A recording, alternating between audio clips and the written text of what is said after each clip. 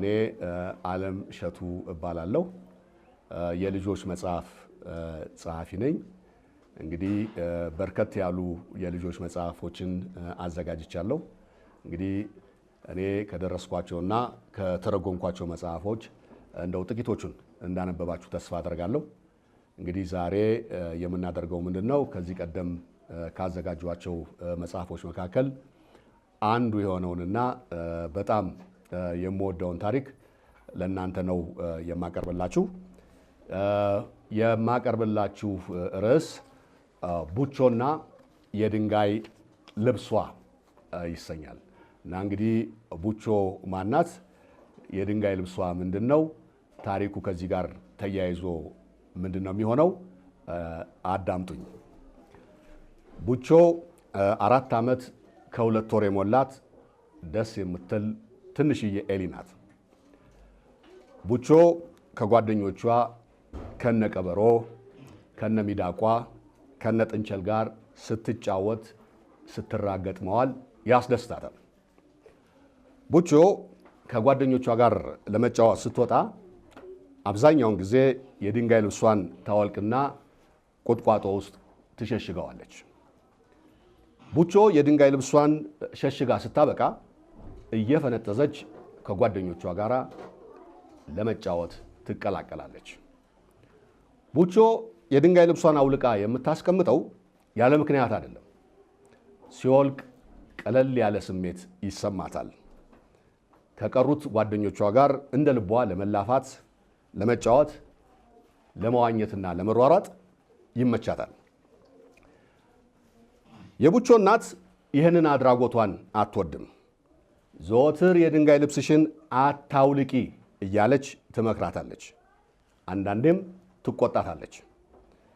እናቲቱ የድንጋይ ልብሷን እንዳታወልቅ ደጋግማ ብትመክራትም ቡቾ ግን ያንን የድንጋይ ልብሷን እያወለቀች ከጓደኞቿ ጋር መጫወት መፈንጠዟን አልተወችም። አንድ ቀን ምን ተፈጠረ? ቡቾ የድንጋይ ልብሷን እንደ ልማዷ አውልቃ ደበቀችና ከጓደኞቿ ጋር ስትሮጥ ስትዘልና ስትዋኝ ዋለች። መሸትሸት ሲል ወደ ቤቷ ለመሄድ አስባ ያንን የድንጋይ ልብሷን ከሸሸገችበት ቦታ ለማምጣት ሄደች። የድንጋይ ልብሷ ግን በቦታው አልነበረም። ቡቾ የድንጋይ ልብሷን ስታጣው በጣም እያለቀሰች ወዲያና ወዲህ እያለች ለረጅም ጊዜ ስትፈልግ ቆየች። ነገር ግን የድንጋይ ልብሷን ፈጽሞ በአካባቢው ልታገኘው አልቻለችም። ቡቾ ጓደኞቿን ለመነቻቸውና በእነሱ እየታገዘች አንድም ቦታ ሳይቀር እየተዘዋወሩ ያንን የጠፋውን የቡቾን የድንጋይ ልብስ ፈለጉት። የቡቾ የድንጋይ ልብስ ግን ሊገኝ አልቻለም። ብዙ ፈልገው ጓደኞቿ ወዲያና ወዲህ ብለው ፈልገው ሲያጡት ተስፋ ቆረጡ። ቡቾም የእናቷን ምክር ባለመስማቷ የደረሰባትን መከራ እያሰበች ቁጭ ብላ አምርራ ታለቅስ ጀመር። የድንጋይ ልብሷ መጥፋቱን ስትሰማ እናቷ በጣም እንደምትቆጣ ታውቃለች። ይህ ደግሞ በጣም አስጨነቃት። በመጨረሻም ያንን የጠፋባትን የድንጋይ ልብሷን የምታገኝበትን ዘዴ ማሰላሰል ጀመረች። ቡቾ ብዙ ካወጣችና ካወረደች በኋላ አንድ ሀሳብ መጣላት። ብዙዎቹ የዱር እንስሳት የቡቾ ወዳጆች ናቸው። እነዚህን ወዳጆቿን እርዳታ ብትጠይቃቸው ከመተባበር ወደ ኋላ እንደማይሉ ታውቃለች። በዚህ ተስፋ አድርጋ የዱር እንስሳቱን በሙሉ እየዞረች የድንጋይ ልብሷን በመፈለግ ረገድ እንዲያግዟት ለማጠያየቅ አሰበች። ብዙም ሳትቆይ ተነሳችና እንስሳቱ ወደሚኖሩበት ጉዞዋን ቀጠለች። ቡቾ በመንገድ ላይ እያለቀሰች ጥቂት እንደተጓዘች አያጅቦን ከሩቅ ተመለከተችው። እንዳየችውም ቀረብ ብላ ሰላምታ ሰጠችው። አያጅቦም የቡቾ እንባ በፊቷ ላይ ሲፈስ ተመልክቶ ቡቾ ለምን ታለቅሻለሽ? ምን ሆነሻል ሲል ጠየቃት። ቡቿም ከጓደኞቼ ጋር ለመጫወት አስቤ አውልቄ ያስቀመጥኩትን የድንጋይ ልብሴን ከሸሸኩበት ቦታ አጣሁት። ብፈልግ ላገኘው አልቻልኩም። እባክህን በፍለጋ እርዳኝ ስትል እያስተዛዘነች ጠየቀችው። አያጅቦም በቡቾ ላይ የደረሰውን ሲሰማ በጣም አዘነ። ጥቂት ሲያስብ ቆየናም ግጦ የተረፈውን ውድቅዳቂ አጥንት ወደሚያከማችበት ቦታ ወሰዳት። እዚያ እንደደረሱም የእኔ ነገር አይታወቅም፣ ድንገት በአጋጣሚ አግኝቼው ከምግጠው አጥንት ጋር ደባልቄ ያስቀምጬው ይሆናል። ግቢና ፈልጊው፣ በአጋጣሚ ካገኘሽው ልትወስጂው ትችያለሽ አላት። ቡቾም ምናልባት ባገኘው ብላ አያጅቦ ያከማቸውን አጥንት ስታገላብጥ ቆየች። ያንን የተቆለለ አጥንት ለብዙ ሰዓት ብታገላብጥም ያንን የእሷን የድንጋይ ልብስ ግን ልታገኘው አልቻለችም። በመጨረሻም ተስፋ ቆርጣ አያጅቦን ካመሰገነች በኋላ ወደ ጥንቸል ዘንድ አመራች። ጥንቸል ዘንድ እንደደረሰችም ከጓደኞቼ ጋር ለመጫወት አስቤ አውልቄ ያስቀመጥኩትን የድንጋይ ልብሴን ከሸሸኩበት ቦታ አጣሁት። ብፈልግ ላገኘው አልቻልኩም። እባክህን ምናልባት በዚህ አካባቢ የተሸሸገ የድንጋይ ልብስ ይገኝ እንደሆነ በፍጥነት በዱር ውስጥ እየተዘዋወርክ ፈትሽልኝ ስትል እያስተዛዘነች ለመነችው። ጥንቸልም ቡቾ ያጋጠማትን ሰምቶ በጣም አዘነ። በፍለጋም ሊረዳት ተስማማ። ብዙም ሳይቆይ በፍጥነት እየሮጠ ፍለጋውን ጀመረ። ጥንቸል በዱር ውስጥ ወዲያና ወዲህ በፍጥነት እየሮጠ ሲፈልግ ብዙ ቆየ። በየወንዙ ዳርቻ በየስርቻውና በየጥሻው ስር ሳይቀር ድክም እስኪለው ድረስ ሲፈልግ ብዙ ቆየ። ይሁን እንጂ የድንጋይ ልብሷን ሊያገኝላት አልቻለም። በመጨረሻም ተስፋ ቆረጠና ሊያገኝላት አለመቻሉን በጣም እያዘነ ነገራት። ቡቾ ግን አሁንም ተስፋ አልቆረጠችም። ቁጭ ብላ ጥቂት ካሰበች በኋላ ወደ ቀጭኔ ዘንድ አመራች። ቀጭኔ የምትኖረው እዚያው አካባቢ ነበር። በመሆኑም ቀጭኔን ለማግኘት ቡቾ ብዙ ጊዜ አልፈጀባትም። ቡቾ ቀጭኔን እንዳገኘቻት ከጓደኞቿ ጋር ለመጫወት አስባ ያስቀመጠችውን የድንጋይ ልብሷን እንዳጣችው ነገረቻትና እባክሽን ይህንን የድንጋይ ልብሴን ከተሸሸገበት ቦታ የወሰደብኝን ሰው ስለማላቀው ይህንን የጠፋውን የድንጋይ ልብሴን ፈልገሽ አገኝልኝ አለቻት። ቀጭኔም የቡቾን ችግር ከሰማች በኋላ አሁን ምን እንድረዳሽ ትፈልጊያለሽ ስትል ጠየቀቻት። ቡቾም ድንገት በአካባቢው የተደበቀ የድንጋይ ልብስ ካለ ረጅም አንገትሽን ተጠቅመሽ እባክሽ በፍለጋ እርጅኝ፣ ወደ አንቺ የመጣሁትም ለዚሁ ስል ነው ስትል ጠየቀቻት። ቀጭኔ ብዙ አላመነታችም። ቡቾን በፍለጋ ልትረዳት ተስማማች። ወዲያውኑ ከተቀመጠችበት ተነስታ ያንን ረጅም ሰጋጋ አንገቷን አስግጋ በጥንቃቄ እየተራመደች አካባቢውን አሰሰች። ቀጭኔ በአካባቢው እየተዛወረች ከፍ ያለ ቦታ ላይ ጭምር እየቆመች ብዙ ፈለገች። ነገር ግን የቡቾን የድንጋይ ልብስ በአካባቢው ማየት አልቻለችም። በመጨረሻም ልታገኝላት ባለመቻሏ እያዘነች አዝናለሁ ቡቾ፣ የጠፋውን የድንጋይ ልብስሽን ላገኝልሽ አልቻልኩም። በዚህ አካባቢ የሚገኝ አይመስለኝም። እንግዲህ ከዚህ ውጭ ላደርግልሽ የምችለው ነገር አይኖርም ስትል እያዘነች ነገረቻት። ቡቾ ግን አሁንም ተስፋ አልቆረጠችም። ጥቂት አረፍ ብላ ምን ማድረግ እንዳለባት ስታሰላስል ቆየች። ጥቂት ካወጣችና ካወረደች በኋላ ወደ ጭልፊት ለመሄድና ጭልፊትን እንድትረዳት ለመለመን ወሰነች። ቡቾ በጫካ ውስጥ ጥቂት እንደተዘዋወረች ጭልፊትን ዛፍ ላይ ቁጭ ብላ አየቻት። ከዚያም ቀረብ ብላ ሰላምታ ቀረበችላት። ጭልፊትም ለቡቾ ሰላምታ አጸፋውን ከመለሰች በኋላ ቡቾ ዛሬ ከየት ተገኘሽ? እንደው የምረዳሽ ነገር ይኖር ስትል ጠየቀቻት። ቡቾም ከጓደኞቼ ጋር ለመጫወት አስቤ አውልቄ ያስቀመጥኩትን የድንጋይ ልብሴን ከሸሸኩበት ቦታ አጣሁት። ከሸሸኩበት ቦታ ሳጣው አያጅቦን፣ ጥንቸልን፣ ቀጭኔን እንዲያፋልጉኝ ለመንኳቸው። ነገር ግን ከነሱ ጋር ብዙ ምን ፈልገውም ያንን የጠፋውን የድንጋይ ልብሴን ልናገኘው አልቻልንም። ጭልፊት ሆይ አንቺ በሰማይ ላይ መብረር የታደልሽ ነሽ። በዚህም ከሌሎች እንስሳት በተሻለ በፍለጋ ልትረጅኝ እንደምትችይ እርግጠኛ ነኝ። አሁን ወደ አንቺ የመጣሁትም በፍለጋ ታግዢ ዘንድ ልጠይቅሽ አስቤ ነው ስትል የመጣችበትን ምክንያት ነገረቻት። ጭልፊትም የቡቾን ችግር ካዳመጠች በኋላ በጣም አዝና በምትችለው ሁሉ ልትረዳት ቃል ገባችላት። ጭልፊት ጥቂት ስታስብ ቆየችና በዚሁ አካባቢ ሆነች ጠብቂኝ አለቻትና ከተቀመጠችበት ዛፍ ላይ በራ ተነሳች። ከዚያም በአካባቢው ላይ ያንዣበበች ፍለጋዋን ቀጠለች።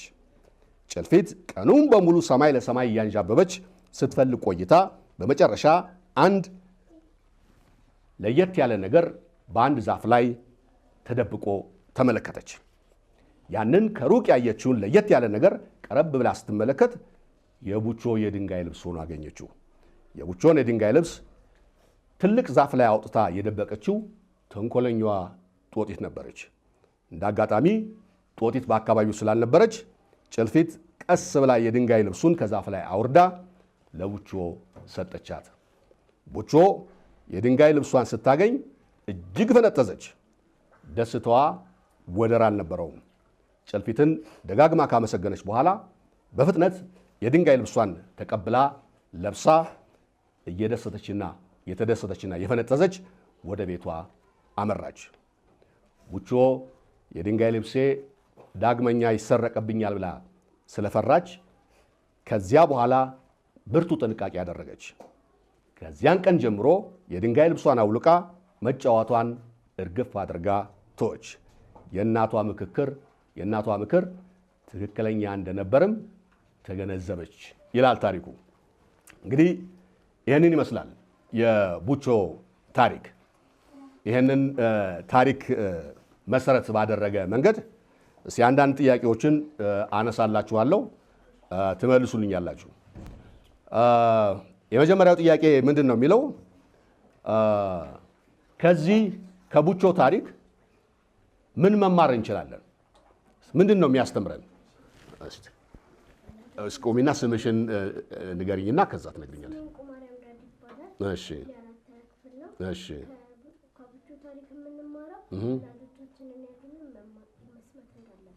በጣም ጥሩ፣ ልክ ነው። ወላጆቻችን የነገሩንን መስማት እንዳለብን። ወላጆቻችን የነገሩንን የማንሰማ ከሆነ እንደ ቡቾ አይነት ትልቅ ችግር ሊያጋጥመን ይችላል። በጣም ትክክል ናት። አጨብጭቡላት።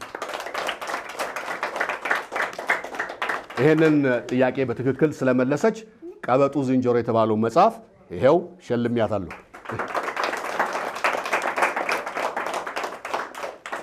ከዚህ ቀጥሎ የማነሳው ሌላው ጥያቄ ምንድን ነው?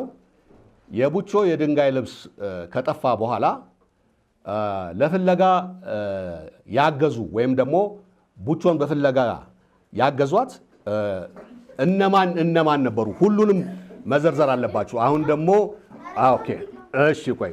አሁን ደግሞ ለወንዶች ለሴቶች እድል ሰጥተናል። ቡቾን በፍለጋ ያገዟት እነማን ነበሩ? ቀጭኔ፣ ጭልፊት፣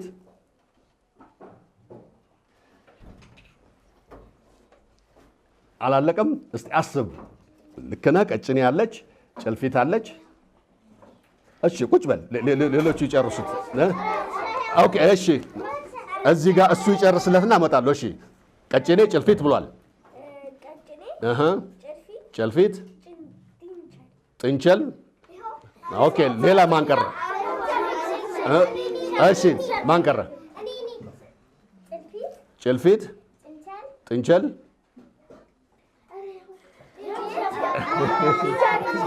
እሺ እዛ ጋር እሺ፣ ጭልፊት፣ ጥንቸል።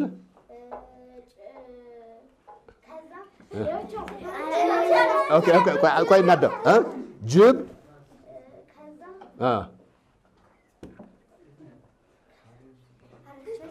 አሁን የሚያሟል እሺ፣ እዚህ ጋር እሺ፣ አዎ፣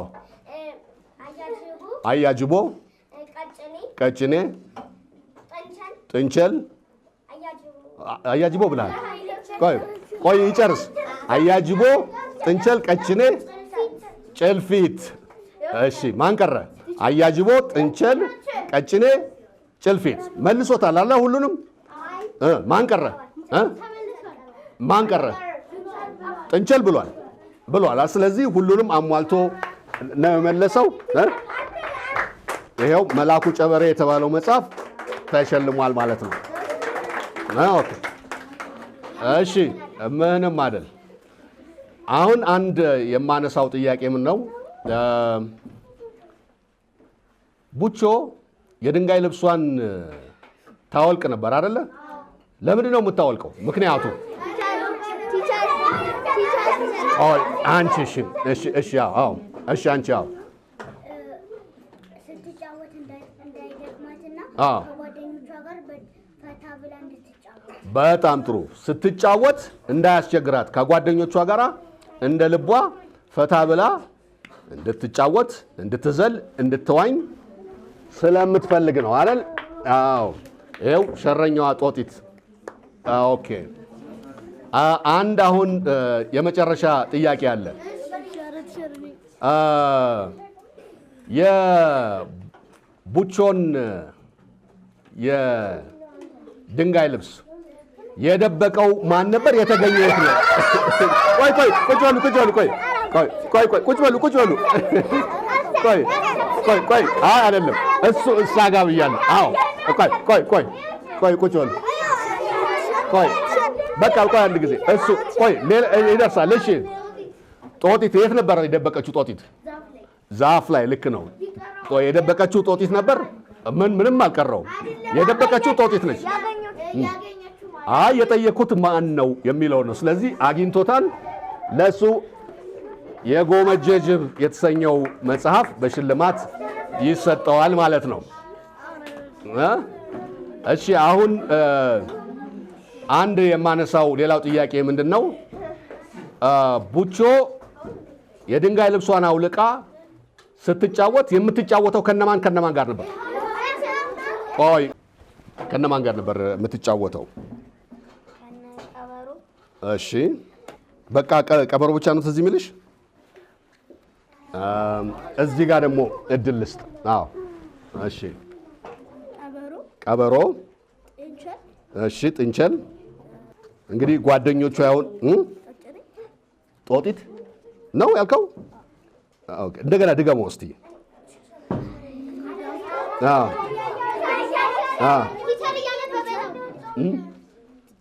ጥንቸል።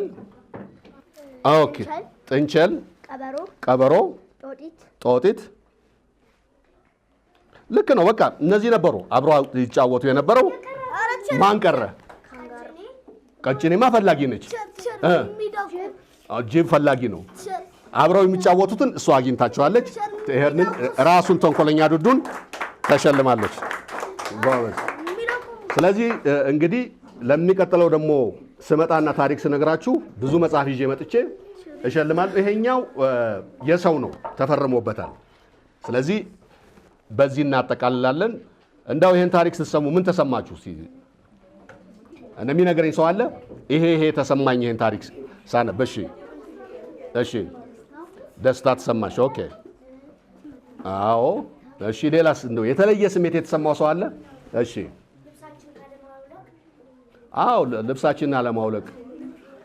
እሺ እናትና አባታችንን መስማት፣ አመስጋኝነት።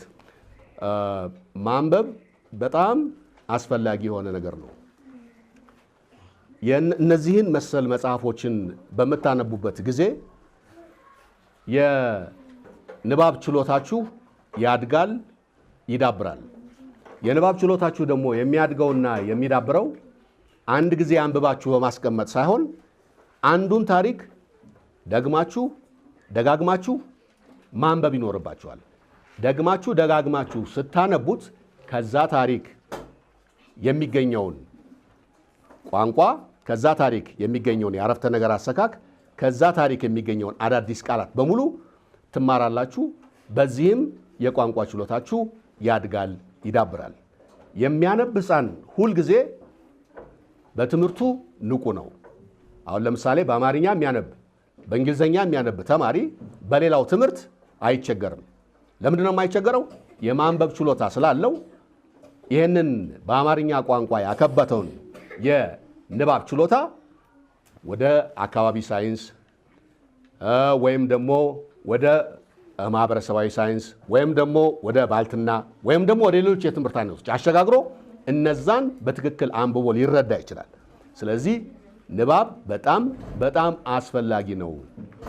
አንባቢ የሆነ ሕፃን የወደፊቱ ሕይወቱ ብሩህ ነው የሚሆነው። አንባቢ የሆነ ሕፃን ጊዜውን ባሉባሌ ሁኔታ አያሳልፍም። አንባቢ የሆነ ሕፃን ደጅ ወጥቶ ሲዘል አይውል። አንባቢ የሆነ ሕፃን አዎ ሕፃናት መጫወት አለባቸው፣ ግን ከፊሉን ደግሞ ለንባብ ያውሉታልና በእንደዚህ አይነት ሁኔታ ራሱን ይቀይራልና ሁላችሁ በተቻላችሁ አጋጣሚ ማንበብ ይኖርባቸዋል። ይሄው ኢትዮጵያን ሪስ በጣም ብዙ መጽሐፍ ነው ያለው አይደለም? ያጓጓል ይሄ ሁሉ መጽሐፍ። አሁን ከነዚህ ካሉት መጽሐፎች ውስጥ ብዙ ያነበበ ተማሪ ማን ነው? ቁጥሩን የሚያውቃለህ? ስንት አንብበሻል? አይ ጥሩ ነው። ያነበብሽውን ርዕሱን ንገሪኝ። ትንሿ አበባ። ኦኬ እሺ። ማሞ ቂሎ። በጣም ጎበዝ። በጣም ብዙ መጽሐፍ አንብባለች አይደል? አንቺስ ምን አንብበሻል? ኩራተኛዋ ልዕልት፣ አራቱ አይጦች፣ ደፋሩ አይጥ። ኦኬ በጣም ጥሩ ነው። ጥሩ ነው በጣም። እዚህ ጋር ደግሞ እስቲ ምን አንብባል? ማሞ ቂሎ፣ ክረምቱ። በጣም ጥሩ። ስለዚህ እያነበባችሁ ነው ማለት ነው። አንድ የጠየቀኝ መሰረታዊ ጥያቄ አለ። እንዴት ነው መጽሐፍ የጀመርከው የሚል ነው። እንግዲህ ለእናንተ በሚገባ ቀለል አድርጌ ልንገራችሁና መጽሐፍ የጀመርኩት እንደው አስቤ ለልጆች ልጻፍ ብዬ ተጨንቄ ተጠብቤ ሳይሆን ታዝዤ ነው። አስተማሪ የልጆች መጽሐፍ አዘጋጅ ብላ አዘዘችኝና እንዴት አድርጌ ነው የልጆች መጽሐፍ የማዘጋጀው ብዬ አውጥቼ አውርጄ አንድ ታሪክ ጽፌ ለአስተማሪ የሰጠው እና አስተማሪ ያንን ከተመለከተች በኋላ ይሄ በጣም ጥሩ መጽሐፍ ነው፣ ይሄ ቢታተምና ለልጆች ቢዳረስ ጥቅም ያስገኛል ብላ ስላደፋፈረችኝ በዛ ተነስቼ የመጀመሪያ መጽሐፌን አሳተምኩ። ከዛ በኋላ ያንን መጽሐፍ ልጆች እንደወደዱት አየሁና ከዛ በኋላ አከታትዬ መጽሐፍ ጀመርኩ። ስለዚህ እኔ ታዝዤ ነው የጀመርኩት። እሺ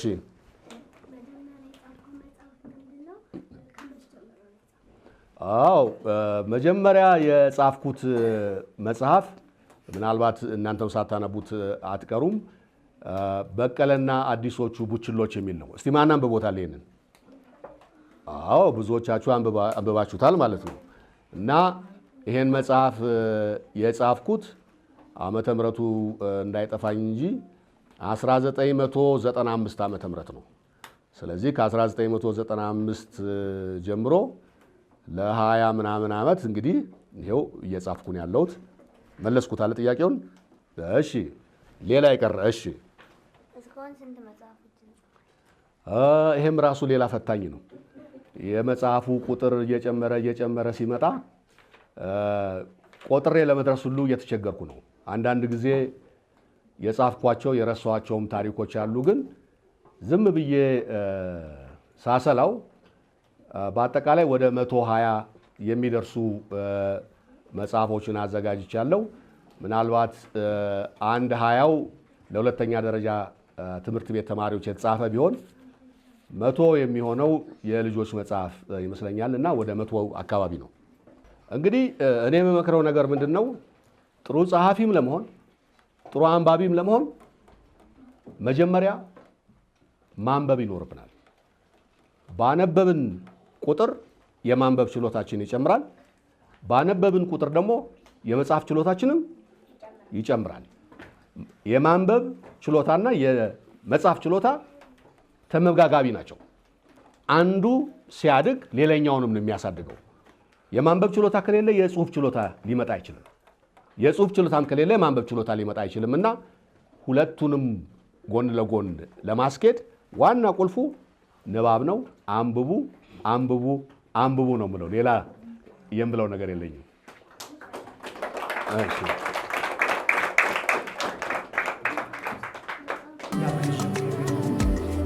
ከሆነ